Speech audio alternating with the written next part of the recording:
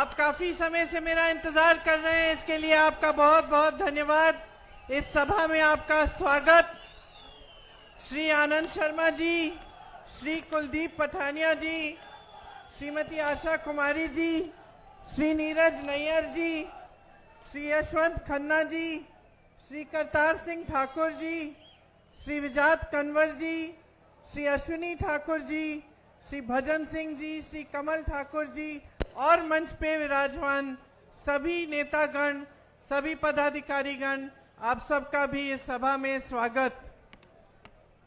एक बार मेरे साथ कहिए, माँ दुर्गा की जय, माँ दुर्गा की धन्यवाद। लक्ष्मी नारायण भगवान की, भगवान भोलेनाथ जी की। यहाँ आकर बहुत खुशी हो रही है। मेरा दिल वैसे भी हिमाचल में ही रहता है, घर दिल्ली में है। चलिए, घर हिमाचल में भी है, लेकिन इस घर में दिल ज्यादा रहता है, यहाँ आने का बड़ा दिल करता है। तो जब भी मैं हिमाचल आती हूँ तो मुझे बहुत खुशी होती है। हाँ, देखिए, आपका प्रदेश बहुत सुंदर प्रदेश है, आपका हुनर भी बहुत है, आप शिक्षित भी हैं और हर तरह से आपके प्रदेश की ओर पूरा देश देखता है, क्योंकि यहाँ की जो सभ्यता है उसमें एक तरह से जो सादगी और जो ईमानदारी है वो शायद पूरे देश भर में सबसे ज्यादा है। और मैंने भी अपने अनुभव में ये देखा है कि आपके जो समाज की सभ्यता है, आपके रहन सहन के जो तरीके हैं वो बहुत सुंदर और शालीन है, और इससे पूरे देश को सीखना चाहिए। जो भी नेता यहाँ आता है, खासतौर से चुनाव प्रचार के लिए, वो ये बात जरूर करता है कि ये देव भूमि है और वीरों की भूमि है, और ये सही बात है, एक गंभीर बात है जिसे समझना बहुत जरूरी है। ये एक कहने का तरीका नहीं होना चाहिए कि कोई भी आया कह दिया और चले गए। ये बात गहरी इसलिए है क्योंकि ये देव भूमि है, और देवताओं की जो कृपा होती है वो हमेशा ईमानदारी पे होती है, ईमानदार लोगों पे होती है।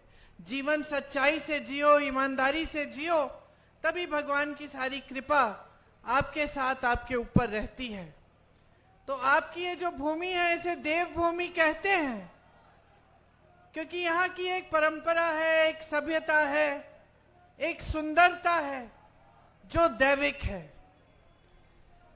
वीर भूमि इसलिए कहते हैं क्योंकि आपने हमेशा अपने प्रदेश से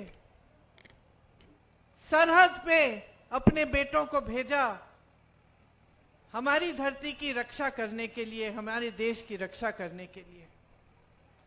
यहाँ के बहुत जवान शहीद हुए, उन्होंने जान दी अपने देश के लिए, और इसलिए आपकी धरती वीर भूमि कहलाई जाती है, जहां से सैकड़ों वीरों ने हमारे देश के लिए, उसकी अखंडता के लिए, उसकी रक्षा के लिए लड़ाई लड़ी। तो अगर आपके प्रदेश में ऐसी सरकार आए जो ईमानदार न हो, जो सच्ची न हो, जो आपके प्रति श्रद्धा न दिखाती हो, तो आप क्या कहेंगे? आज आम चुनाव है, आप लोकसभा के प्रत्याशी को चुनने जा रहे हैं, लेकिन साथ साथ हिमाचल प्रदेश में 6 बाय इलेक्शन भी हैं, जिस पर आपकी जो प्रदेश सरकार है उसका भविष्य निर्भर है। तो दोनों लोकसभा और जो बाय इलेक्शन है उनके संदर्भ में मैं आपसे बात करना चाहती हूं, क्योंकि जब आपने अपने प्रदेश की सरकार चुनी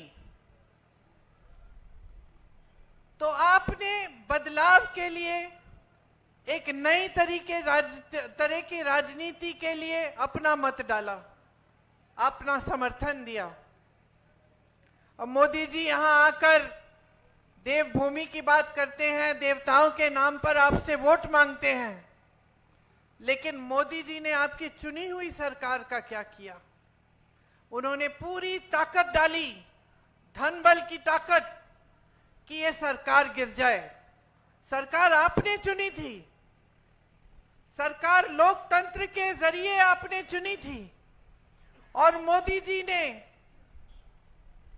पैसे दे देकर, भ्रष्टाचार सबके सामने करके हिमाचल प्रदेश की सरकार को गिराने की कोशिश की। क्या ये ईमानदारी की बात है? क्या आप इसको सच्ची राजनीति कह सकते हैं? क्या आप कह सकते हैं कि जो प्रधानमंत्री इस तरह की साजिश आपके प्रदेश की सरकार के खिलाफ करे, वो प्रधानमंत्री आपको सर्वोपरि समझते हैं?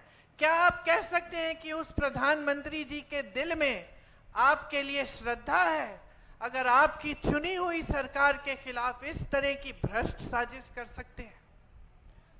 तो ये समझना बहुत जरूरी है भाइयों और बहनों, कि भाजपा के जितने नेता हैं, प्रधानमंत्री जी से शुरू होकर जो यहां के प्रत्याशी हैं उन तक जितने भी नेता हैं, उनका सिर्फ और सिर्फ एक मकसद है।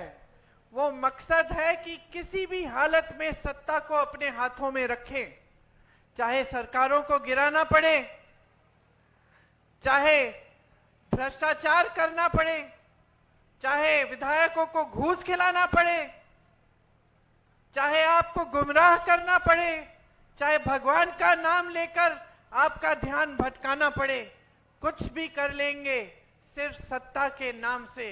सिर्फ सत्ता ही चाहते हैं और किसी भी तरह से उस सत्ता को रखने का काम करेंगे। तो ये एक तरह की राजनीति है बहनों और भाइयों, और इसका नतीजा आपने देखा है। ये जो अग्निवीर की स्कीम है, ये इसी राजनीति का नतीजा है, क्योंकि इस राजनीति के लिए जो मोदी जी और भाजपा के लोग करते हैं, इसके लिए धन बल की बहुत जरूरत होती है भाइयों और बहनों।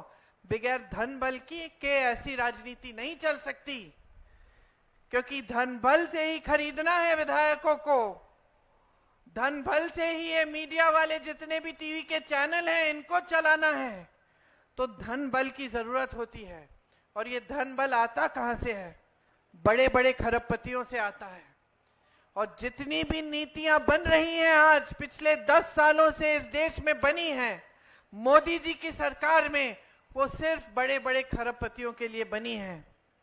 इसीलिए अग्निवीर जैसी स्कीम आती है, जिसमें जो सेना में भर्ती होता है वो 4 सालों बाद वापस आ जाता है अपने घर और फिर से बेरोजगार बनता है, ताकि डिफेंस में भी बड़े बड़े खरबपतियों का हाथ हो। इसीलिए जब ओपीएस जैसी जो पुराना पेंशन है, जब ओपीएस की बात होती है तो मोदी जी की सरकार कहती है कि पैसे नहीं है, लेकिन जब बड़े बड़े खरबपतियों के कर्ज माफ करने होते हैं तो अचानक 16 लाख करोड़ रुपए जनता के पैसे जनता के बैंकों से, सरकारी बैंकों से उपलब्ध हो जाते हैं। लेकिन पुराने पेंशन के लिए कहते हैं कि पैसे नहीं है। ये भी उसी राजनीति का नतीजा है जो सिर्फ सत्ता के लिए चलती है और सिर्फ बड़े बड़े खरबपतियों के लिए चलती है। आज हिमाचल के सेब के किसानों का हाल देखिए। तमाम कोल्ड स्टोरेज बड़े बड़े खरबपतियों को दे रखे हैं। तो जहां जहां सेब उगता है और कोल्ड स्टोरेज की जरूरत होती है, तो सेब का दाम कौन तय करता है? अडानी जी तय करते हैं, बड़े बड़े खरबपति तय करते हैं। तो सेब कब बिकेगा, कितने पे बिकेगा, आज वो तय करते हैं। आपको अपनी उपज का सही दाम नहीं मिलेगा, क्योंकि बड़े बड़े खरबपतियों के लिए ये भी नीतियां बन रही हैं। तो देखा जाए तो जितनी भी इनकी नीतियां हैं वो सब सिर्फ बड़े बड़े खरबपतियों के लिए हैं। और जनता महंगाई से जूझ रही है, किसान जूझ रहा है, मिडिल क्लास जूझ रहा है। यहां तमाम शिक्षित नौजवान हैं, लेकिन पूरे देश भर में इतनी बेरोजगारी बढ़ गई है कि जितने भी शिक्षित हों, रोजगार मिलने का नामो निशान नहीं है। माता पिता चाहे जितने भी गरीब हो, जितने भी दूर दराज इलाके के हों, सब अपने बच्चों को आजकल शिक्षित करते हैं। सबसे पहला परिवार का मकसद यही होता है, बच्चा शिक्षित होगा, अच्छी नौकरी मिलेगी, अपने पैरों पे खड़ा हो जाएगा। लेकिन आज मोदी जी की देन है कि 10 सालों में जो बेरोजगारी बढ़ गई है वो 45 सालों में नहीं रही। 70 करोड़ नौजवान आज बेरोजगार हैं। 30 लाख सरकारी पद खाली पड़े हुए हैं। जिस तरफ आप देखिए उस तरफ इन्होंने संकट बढ़ा दी है, मुश्किलें बढ़ाई हैं, परेशानियां बढ़ाई हैं। हमने ओआरओपी की बात की, कांग्रेस इसे लाई, इन्होंने क्या किया? हम कहते थे 1 रैंक 1 पेंशन, ये कहते हैं 1 रैंक और तमाम अलग अलग पेंशन। आज अगर अग्निवीर शहीद हो जाते हैं तो उनको शहीदों का पेंशन भी नहीं मिलेगा। इन्होंने शहीदों में भी फर्क कर दिया है कि एक तरह का शहीद और एक दूसरे तरह का शहीद। ये कैसी बातें हैं भाइयों और बहनों? आपको समझना पड़ेगा कि किस तरह से ये सरकार चला रहे हैं। आज सेना में भर्ती होते हैं, चोट लग जाती है, उस वजह से डिसेबिलिटी हो जाती है, डिसेबिलिटी का पेंशन भी इन्होंने खत्म कर दिया है। तो अलग अलग पेंशन भी बना दिए हैं। हर तरफ आपकी मदद करने के बजाय, आपका समर्थन करने के बजाय, आपको मजबूत करने के बजाय आपको कमजोर किया जा रहा है। मोदी जी यहां आते हैं, मानिए कि पर्यटक की तरह भ्रमण करने आ रहे हैं, अपना कैमरा निकालते हैं और कैमरे से मोदी जी फोटो खींच रहे हैं और मोदी जी की कोई और फोटो खींच के पूरा वायरल कर रहे हैं कि देखिए मोदी जी पहाड़ पे खड़े होकर कैमरे से फोटो खींच रहे हैं। आपको मालूम है उन्होंने अपना पोस्ट डाला कैमरे से फोटो खींचते हुए, पीछे गाना क्या बज रहा था उन्हीं के पोस्ट में? किसने सुना? चंबा कितनी दूर। बिल्कुल सही गाना था, क्योंकि मोदी जी कट गए हैं पूरी जनता से, और चंबा की जनता से तो पूरी तरह से कटे हुए हैं। उन्हें आपके संघर्षों के बारे में कुछ नहीं मालूम। आप कैसे जीते हैं, कैसे महंगाई का सामना करते हैं, कैसे बेरोजगारी का सामना करते हैं, उन्हें कुछ नहीं मालूम। आपके क्या हुनर है उन्हें यह भी नहीं मालूम। और आज जो परिस्थितियां उन्होंने देश में बनाई हैं, तो भाइयों और बहनों कोई बताएगा भी नहीं उन्हें। सब डरते हैं, उनके अधिकारी उनसे, उनके साथी डरते हैं, उनके मंत्री डरते हैं। जनता के बीच तो वो आते ही नहीं, कभी किसी किसान से नहीं पूछते कि आपकी क्या हालात हैं, कैसे जी रहे हो। कभी आकर किसी आपदा में भी एक बार पूछते नहीं हैं।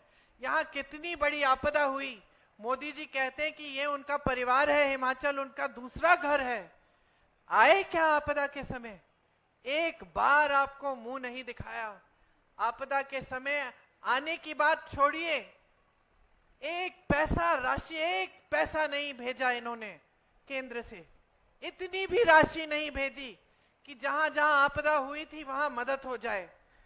हमारी सरकार ने जितनी स्कीमें आपके लिए बनाई थी वो लगभग उस समय हमें रोकनी पड़ी, क्योंकि सरकार के सारे पैसे, सारी संपत्ति हमने आपकी जो आपदा में जो मुश्किलें हुई उनको आपको सहूलियत पहुंचाने के लिए, आपको राहत देने के लिए डाली। आपने खुद देखा कि सरकार के एक एक मंत्री, मुख्यमंत्री जी और सारे मंत्री नीचे आ गए, जमीन पे आए। कोई कहीं पे मदद कर रहा था, कुछ लोग फंसे हुए थे तो कोई किसी के घर जाकर देख रहा था कि नुकसान को कैसे हम कैसे राहत पहुंचा पाए। जहां जहां दुख था वो पहुंचे। और मैं ये नहीं कह रही हूं भाई और बहनों कि ये कोई बड़ी बात है, यही नेताओं का कर्तव्य होता है। आपदा के समय अगर आपके पास आए तो यही कर्तव्य होता है। यही हमारी कांग्रेस पार्टी की बहुत पुरानी परंपरा है। पंडित नेहरू जी, जिनकी आज पुण्यतिथि है, जो इसी मैदान पे जो आए थे अपने जमाने में, इंदिरा जी, उन्होंने हमको क्या सिखाया? उन्होंने यही सिखाया कि नेता जनता का सेवक होता है, सेवा हमारा कर्तव्य है। आपदा के समय आपके पास आना है, आपकी मदद करनी है किसी भी तरह से, जितनी भी राशि, जितनी भी तरह से हम मदद कर सकते हैं हमें करनी है। और आपने देखा कि हजारों करोड़ रुपए प्रदेश के खर्च हुए, क्योंकि इतनी बड़ी आपदा आई, बहुत समय में ऐसी आपदा नहीं आई थी। कितना नुकसान हुआ मैंने देखा, मैं हर जगह गई थी, मैंने देखा कि कैसे घर टूट गए थे। एक परिवार में अभी तक मुझे याद है, एक परिवार के 6-7 सदस्य गुजर गए, मंदिर गए थे बच्चों को लेकर, और वहां 6-7 सदस्य गुजर गए। उस परिवार के बारे में सोचिए, तो कितनी मुश्किलों का सामना आपने किया है बस अभी इन्हीं 1-2 सालों के दौरान। और इस पूरे समय में मोदी जी और मोदी जी की सरकार, ये सारे नेता जो आज आपके सामने खुशी से आकर आपसे वोट मांग रहे हैं, भगवान का नाम लेकर वोट मांग रहे हैं, ये कहां थे? इन्होंने क्या किया आपकी मदद के लिए? अपना कर्तव्य तक नहीं निभाया, उल्टा जो राशि आनी थी वो रोक दी। आज अगर हमारी प्रदेश सरकार जो गारंटी हमने आपको दी थी उसको पूरा करने का काम कर रही है, तो ये एक बहुत बड़ी बात है, क्योंकि इससे पहले जो आपदा आई थी उससे बहुत बोझ पड़ा है हिमाचल की अर्थव्यवस्था पे। तो आप सोचिए भाइयों और बहनों कि इनकी नीयत क्या है, भाजपा के नेताओं की नीयत क्या है? क्या ये साफ नीयत है कि आप मुश्किलों में हैं, इतनी बड़ी आपदा आती है, इतना बड़ा संकट झेल रहे हैं, साल लगेंगे शायद सारी सड़कों की मरम्मत को करने में, जो जो टूटा उसको ठीक करने में, और जो गुजर गए उनके बारे में तो जीवन भर उनके परिवार के लोग उन्हें याद करेंगे और वो दुख झेलेंगे। लेकिन भाजपा के नेता, भाजपा की सरकार ने आपको नकारा, और सिर्फ राजनीति की वजह से नकारा, सिर्फ इस वजह से नकारा कि आपने कांग्रेस की सरकार चुनी थी, और उसके बाद उस सरकार को गिराने का काम भी किया, कोशिश बहुत की।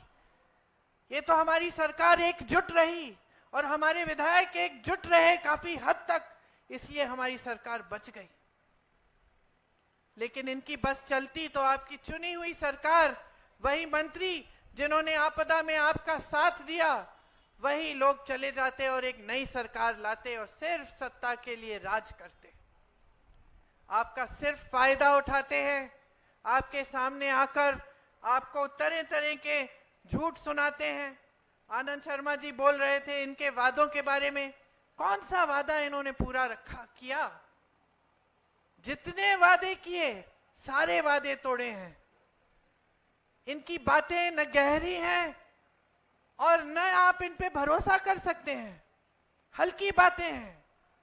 आजकल आप खुद देख रहे हैं कि मोदी जी किस तरह की बातें कर रहे हैं, देश भर में जाकर कह रहे हैं कि कांग्रेस पार्टी के नेता आपकी भैंस चुरा लेंगे, आपके मंगलसूत्र चुरा लेंगे। कैसी बातें हैं ये?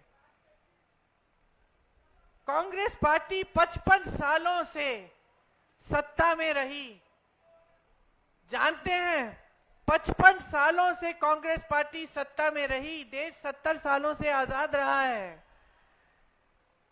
ये कहते हैं 70 सालों में कांग्रेस पार्टी ने कुछ नहीं किया,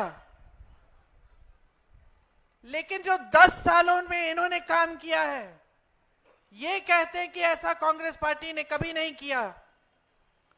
एक हद तक सच है, कांग्रेस पार्टी ने बड़े बड़े सरकारी कारोबार कभी किसी बड़े खरबपति मित्रों को नहीं दिया। जो इन्होंने 10 सालों में काम कर डाला, नाम लीजिए सरकार के, जो देश के जो कोयले के खदान, बड़े बड़े बंदरगाह, हवाई अड्डे, सब कुछ अपने बड़े बड़े खरबपति मित्रों को सौंप दिया। ये कांग्रेस पार्टी ने कभी नहीं किया। कांग्रेस पार्टी ने इस तरह से विधायकों को खरीद के सरकारें कभी नहीं गिराई, न कभी करेगी कांग्रेस पार्टी। कांग्रेस पार्टी 55 सालों के लिए सत्ता में रही। ये लोग हमको भ्रष्ट कहते हैं, ये लोग हमको भ्रष्ट कहते हैं। 55 सालों में कांग्रेस पार्टी इस दुनिया की सबसे अमीर पार्टी नहीं बन पाई, और ना किसी ने प्रयास किया इसे बनाने का। मात्र 10 सालों में भाजपा इस दुनिया की सबसे अमीर पार्टी बन गई है। इसके बारे में क्या कहते हैं आप? कैसे बनी? कहां से आए ये पैसे? किसके पैसे हैं? 60,000 करोड़ रुपए सिर्फ अपनी पार्टी में इन्होंने पिछले 1-2 सालों से खर्चे हैं। और ये मैं नहीं कह रही हूं, एक रिपोर्ट आई है। और भ्रष्ट कहते हैं कांग्रेस पार्टी को, और भगवान के नाम पर आपसे वोट मांगते हैं। कौन से भगवान उतरकर आपको कहेंगे कि इस पार्टी को वोट दो या उस पार्टी को वोट दो? भगवान तो एक ही बात कहते हैं। सारे संतों ने, सारे महात्माओं ने, सारे भगवानों ने एक ही बात कही कि अपना जीवन सच्चाई और ईमानदारी से जियो, सत्य के पथ पर चलो। तो देवभूमि के मेरे भाइयों और बहनों, पहचान लो जो सत्य के पथ पर चल रहे हैं और जो असत्य के पथ पर चल रहे हैं उन्हें भी पहचान लो। यहां हिमाचल में इतने बड़े बड़े काम हुए। आईआईटी खुला, कांगड़ा में निफ्ट खुला, एम्स खुला, सिल्क सेंटर यहां आया, टी बोर्ड के हेडक्वार्टर्स आए, यहां जवाहरलाल नेहरू मेडिकल कॉलेज आया। ये सब किसने बनाया? ये 70 सालों में देश भर में IIT, IIM, ISRO, DRDO, Bhakra Nangal dam, आप नाम लीजिए, बड़ी बड़ी संस्थाएं किसने बनवाई? कांग्रेस पार्टी ने बनवाई।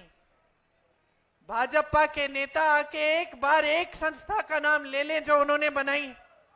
नड्डा जी आए थे, उन्होंने कहा कि जो मेडिकल कॉलेज है जवाहरलाल नेहरू जी के नाम, वो उन्होंने बनवाया है। बताइए, सुबह से शाम तक तो इनके सारे नेता पंडित नेहरू को गाली देते रहते हैं।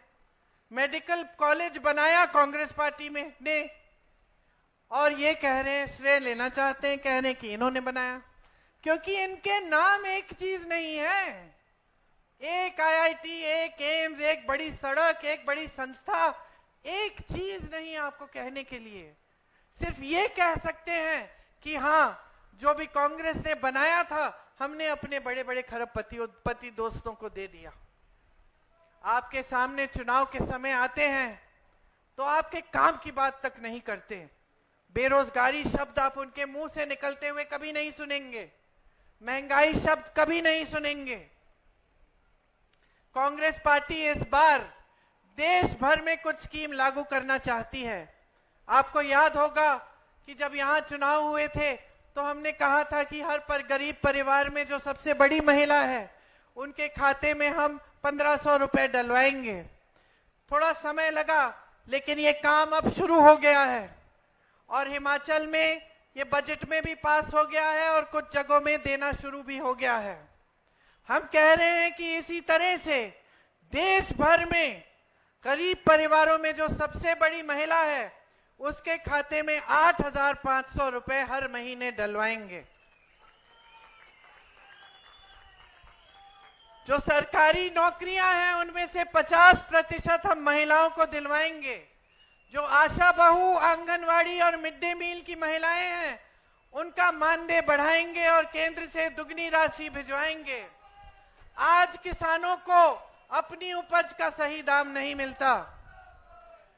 हम एक कानून लाएंगे जिससे आपको ये जो एमएसपी है, न्यूनतम समर्थन मूल्य, ये कानूनी तौर पर मिलना पड़ेगा। ये आपका अधिकार बनेगा। आपको भुगतान नहीं मिलता जब नुकसान होता है।